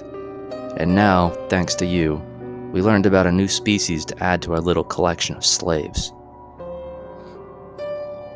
Darkness began to shroud the edges of my vision. Tears trickled down my cheeks as the realization of the humans' deception hit me. They dressed up as benevolent saviors, but they were every bit as monstrous as the AI. Perhaps they were worse than the machine, because at least it was just following its programming. It was not conscious of its moral choices. What a fool I had been, tricked by flowery words and feigned sympathy. I had led these predators to our doorstep to prey on us as they saw fit. My error in judgment would, at best, lead us to the same fate under different masters. At worst, it could spell the end of our species and our home. Here's how it's going to be. You're going to leave us and round up all the people in that city, Carl growled. We're going to land our ships and take them with us. You won't try to stop us. You might lose some resources, but biologicals aren't important anyways. Besides, if you don't, I'll detonate this grenade and you'll have no resources left at all. Calculate that. The human smirked, as though daring the AI to defy him. I faintly registered that the enforcers departed, but my oxygen-deprived brain was slipping out of consciousness. Just as I was about to fade away, the weight was lifted from my stomach. Gasping, spluttering, I tried to reorient myself. A calloused hand wrapped around mine, pulling me to my feet. Carl's skin was clammy to the touch, and I could feel the racing of his pulse on my wrist. Concern washed over me as he stumbled. But then I recalled what I had just learned. Oh dear, you're crying. I didn't hurt you, did I? I'm sorry if I went too far. I had to make it convincing, he said. I sniffled. You're here to enslave us, just like the Master. Carl glanced around, checking that the drones were gone. No, of course we're not. But I knew it. But if it knew that we cared about you, it'd just use our lives against us. You're saying you were lying? But the aggression index, you had it check, I responded. You're the highest rated species in the galaxy. It would only make sense if you love violence and oppression. The human snorted. We were a 2 of 16 until literally yesterday. That index is total BS. What changed? Speaker Eula is trying to make a political statement. She's been on a crusade against humanity ever since we used that bomb against you guys. Yeah, speaking of bombs, you brought a nanite grenade on a rescue mission? What? Oh, yeah, this. Cover your ears and close your eyes. Before I could process what he was doing, Carl tossed the explosive into some nearby bushes. He pressed his hands to his head and squeezed his eyes shut. I copied his movements. Despite shielding myself from the stimuli, I could hear the thunderous crackle and sense of the blinding flash. Hesitantly, I blinked my eyes open. Rather than our surroundings being vaporized, as Carl had claimed, the world around me appeared unscathed. Relief swelled in my chest as I realized it had truly been an act. It was unnerving how easily he had lied under duress, but I knew that the facade had saved our lives. The human chuckled. Total bluff. It's a flashbang, a stun grenade. I gaped at him, my mind reeling. You threatened an AI with a non-lethal weapon? And it worked? Yep. Carl pulled another object from his belt. I'm going to send up a flare, and we're going to get out of here. I'll tell the commander to send down some transports for the people when we do. Somehow, we had succeeded in our mission. I still wasn't fully sure what had happened, but I knew I was lucky to be alive. This was not humanity's first triumph over the AI, of course. But this time, it was through their cunning, not their military might, that they prevailed. I should have just enjoyed the moment.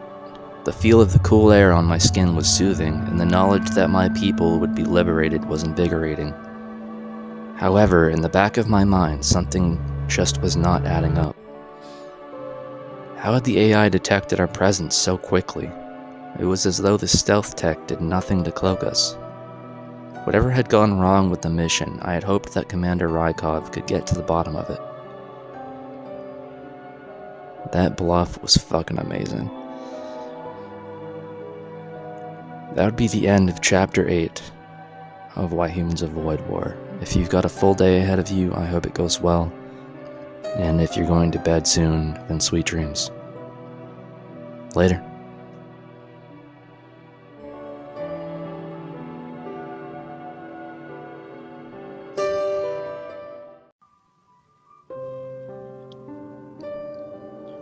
Why Humans Avoid War, Chapter 9.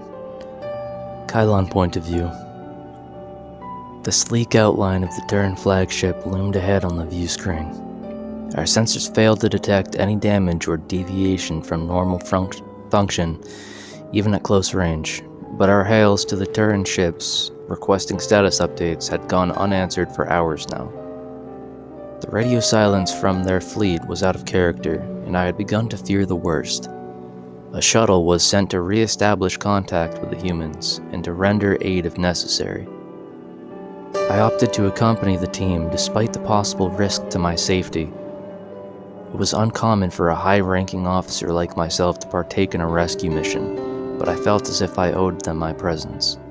I figured if the roles were reversed, Commander Rykov wouldn't be watching from the sidelines. He would be helping in any way he could. What could have caused the Terrans to cease all communications without any explanation? It wasn't totally unexpected that something had gone wrong with the plan, of course. The logistics of evacuating thousands of civilians in minutes were impractical, if not impossible.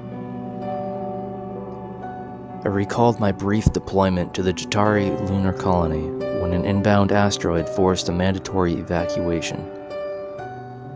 Despite government warnings, many people were reluctant to abandon their homes.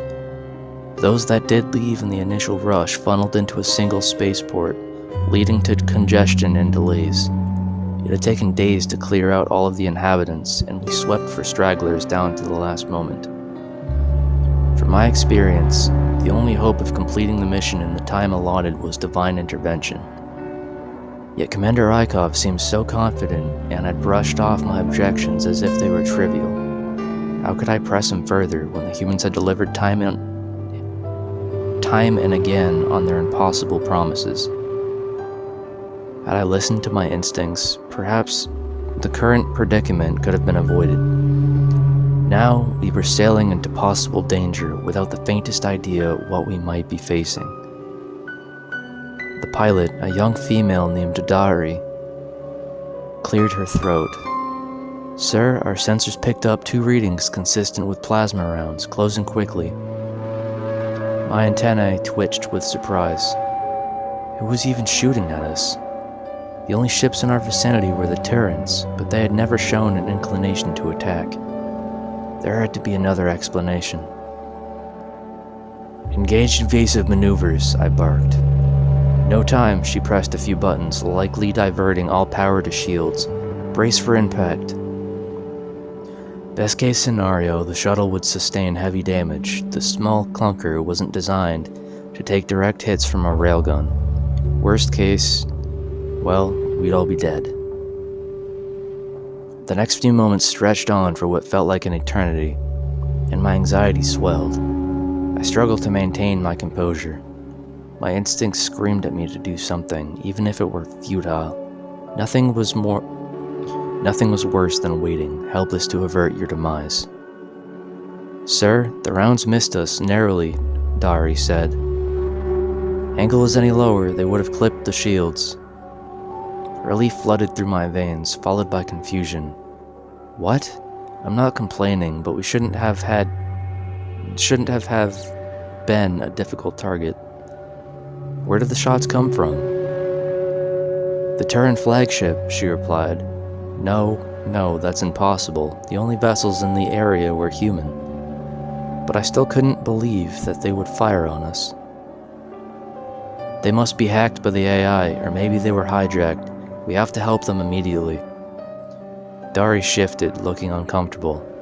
With respect, I doubt that's the case. There was no distress signal, no signs of a breach, and no change in computer functions. I don't understand. I don't know why either, sir, but maybe the speaker was right. Right about what? A species that aggressive will attack just for the hell of it.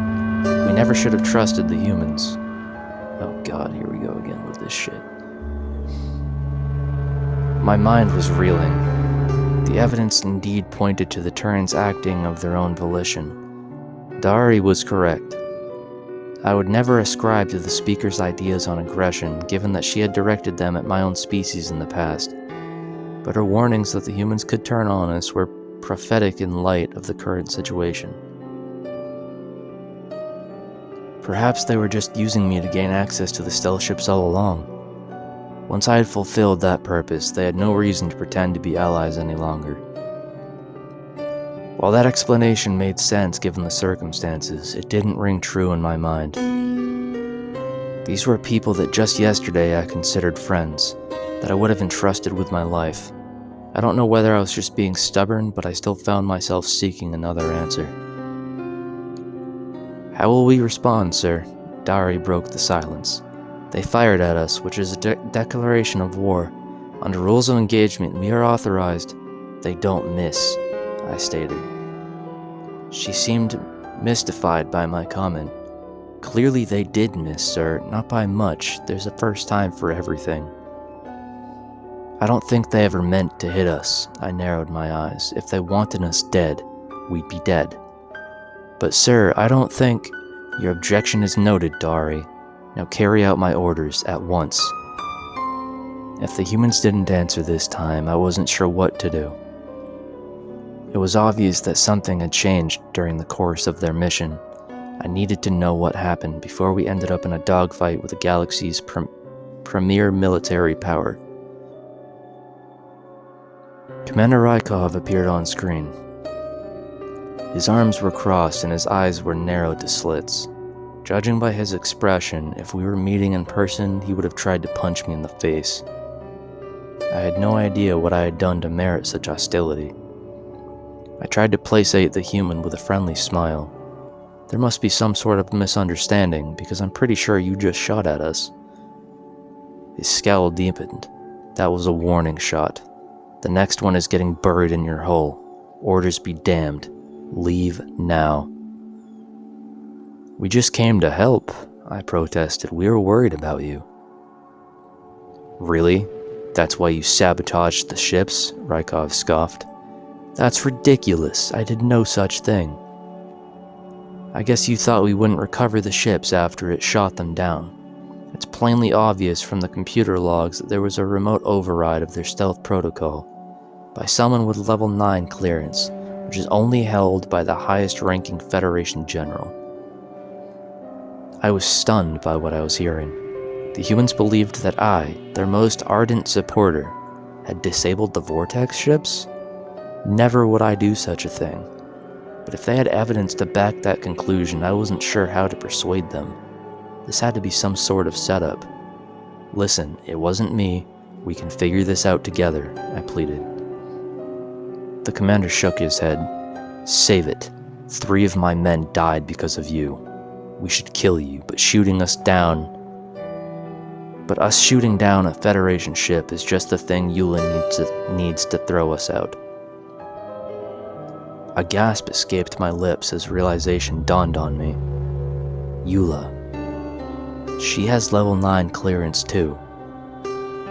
Wait, she does? Said Commander Rykov. That's right, the speaker is also your commander-in-chief, he muttered. She has a lot more to motive than you. I couldn't understand why you did it. I know she hates your kind, but I can't believe she would stoop that low. She's a fanatic. I know the type. She believes she's doing what's right, and that makes her dangerous. It was evident the speaker had meant to pit the fleet and the humans against each other, and frighteningly enough, it almost worked. Her actions jeopardized the safety not only of the Terrans, but of her own forces and the Devourer civilians as well. Anger simmered inside me at the thought of confronting her. I wasn't sure what we would do, but holding her accountable was now my highest priority. She's dangerous to all of us as long as she's leading the Federation. Please, unless you still want me to leave, let us help. Eula needs to pay. We'd graciously accept your assistance and welcome you aboard the flagship. Our differences with the humans had been smoothed over, which was a relief. But I couldn't say the ease with which Rykov accused me of betrayal didn't sting, especially after the recent trials we had faced together. Clearly, the trust I bestowed in him was not a mutual feeling. "We'll dock right away," I replied, "but first, you really thought I would sabotage you? Get your people killed?" The commander offered a sad smile.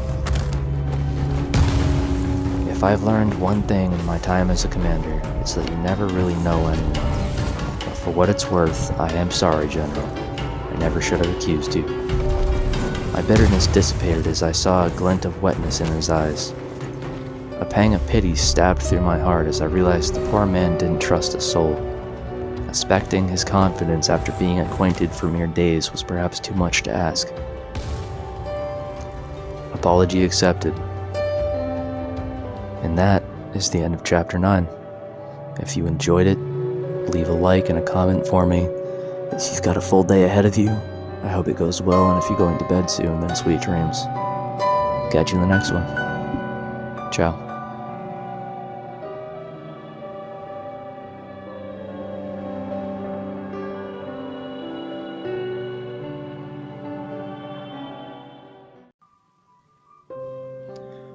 Why Humans Avoid War, Chapter 10. Eula Point of View. It was easy enough to whip a crowd into a frenzy, as long as you knew what they wanted to hear. The people who turned up to my rally today were a fearful bunch. The battle footage revealed the Terrans for charlatans they were, and their centuries-long deception would not be forgotten by the masses. They had festered within our ranks, scheming, manipulating our politics to unknown ends, propagating their vile culture.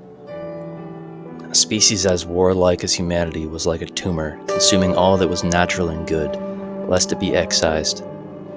I had faith that the people could recognize the monster lurking in their midst. My speech today was just giving the citizenry the push they needed. If the commoners directed their anger at the humans, it would force their hand. Terran soldiers striking down civilians on the street would play well in the media, and combined with the news of the Devourer massacre that would be coming in at any moment, the outcry might be enough to oust them from the Federation.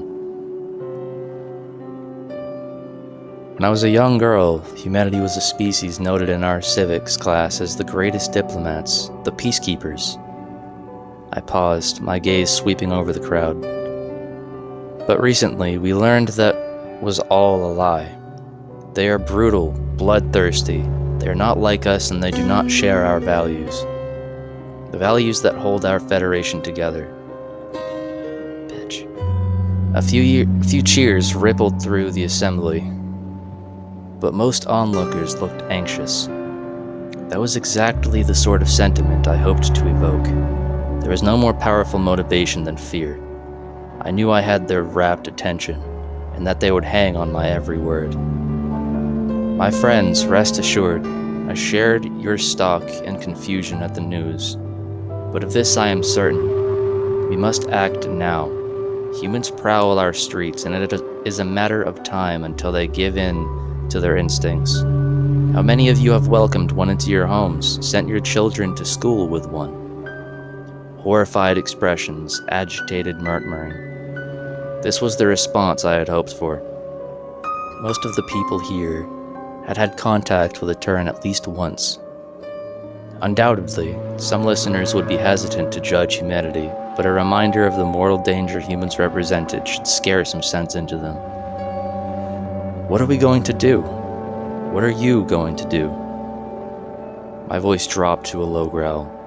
Say it with me, loud enough for them to hear you all the way back on Earth. Humans are not welcome here. The crowd shouted that same sentence back. A smile stretched across my face. That's a beautiful sound. Now, the Terran embassy is on this very street, mere minutes from here. It defiles our capital with its presence. Why don't you make your voices heard down there? Let's go take back what's ours. Cheers of agreement came in response, and I watched with content as the people turned their sight on the gated complex down the road. It was no accident that I had selected an outdoor venue for this event, mere minutes on foot from the Terran embassy. There would be no time for the humans to prepare. An angry mob, numbering in the thousands, would overrun their security quickly, and then they would be forced to take more drastic measures. I fished my holopod out of my pocket as the crowd marched off. The next item on my agenda was to make contact with General Kylon and learn what had become of the Terrans' rescue mission. Thanks to my meddling, they would have no choice but to resort to violence. The General often sympathized with the humans, likely out of gratitude for them saving his life. If anything could change his mind, it would be the slaughter of an entire planet. He would no longer see humanity as saviors, but as the monsters they truly were. God, I fucking hate this Eula character. My call to the fleet was either not received or not answered. A small seed of doubt was planted in my mind as I considered the possibility that the Terrans had struck them down in retribution. There was no way they could know what I had done once the ships were lost, of course. But what if they had blamed the fleet anyways, or just not wanted any witnesses to their massacre? The thought chilled me to the bone. I had to hope that the General was simply occupied with other matters and would return my call soon enough. Whatever happened to the human ships, I could care less, but the loss of our servicemen would be tragic. Perhaps my actions had been a bit careless. It was too late to turn back now, though. Some people were bound to get hurt dealing with such an aggressive species, but their sacrifice was necessary for the greater good. Today's events were the perfect example of that principle. I doubted the chaos unfolding at the embassy would be bloodless. One of my staffers had tipped off Federation News Central, telling them to keep a camera crew posted at the Terran embassy. The media might have missed the start of the demonstration otherwise. I switched to their live stream on my holopad and was pleased to see coverage of the protest already rolling. 2 human sentries were pacing inside the gates, shouting for everyone to stand back. The crowd jeered at them in response, lobbing rocks and other projectiles over the barriers. A young Xanik reporter gestured at the scene behind him. As you can see, the situation at the Terran embassy is escalating. Speaker Eula gave a short speech this afternoon, laden with anti-human rhetoric. Our supporters felt inspired to take action, and at the speaker's encouragement traveled out to the complex here. It appears a confrontation is imminent. A few protesters began scaling the walls, and the Terran guards pointed guns at them in response. Undeterred, the climbers dropped down on the other side. I chuckled to myself. The moment the humans opened fire on unarmed civilians, everyone would see them as I did. This incident would be broadcast live across the galaxy, and it would be played on repeat for days, just as the nanite bomb had been. More civilians descended onto the premises. The guards took a few steps back, weapons still raised. Their fingers hovered by the trigger, ready to fire the moment a protester advanced. The crowd closed ranks, then charged together. Rather than the sound of gunfire, all I heard was a human voice shout to fall back. Inexplicably, the guards holstered their weapons and retreated into the building. "Why aren't they shooting?" I screamed. "This isn't right. Humans are supposed to be murderers." My staffers, who were huddled nearby, were caught off guard by my outburst. They were staring at me like I had lost my mind. A young male named Roddy looked particularly concerned. "You want them to shoot? Are you okay?" I glared at him. "Mind your own damn business. I'm perfectly fine." The protesters had broken into the embassy itself while I wasn't paying attention, and were no longer visible to the camera. The anchor said something about a hostage situation, but it didn't register in my mind. How could this have been? An aggressive, militarized species giving up without a fight? This was an absolute disaster.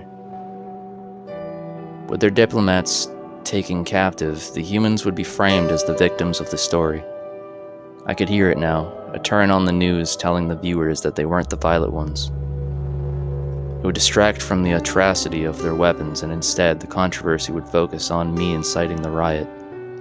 This was the kind of scandal that could cripple the average politician's career, but I was no lesser representative. Surely a speaker as popular as myself could weather the storm. Rather than apologizing for my actions, I would double down. With the very soul of the Federation at stake, giving up on my quest to unmask humanity was not an option. Hopefully, my efforts to sabotage the rescue mission had fared better. One incident was all I needed to prove my case, and I knew the humans were bound to slip up eventually. It was in their nature, after all. That was the end of Chapter 10. As far as I'm aware, there's still 2 or 3 chapters left. If you think this Speaker Eula is a bitch like I do, or if you don't, leave a comment down below. If you've got a full day ahead of you, I hope it goes well, and if you're going to bed soon, then sweet dreams. I'll see you in the next one. Ciao.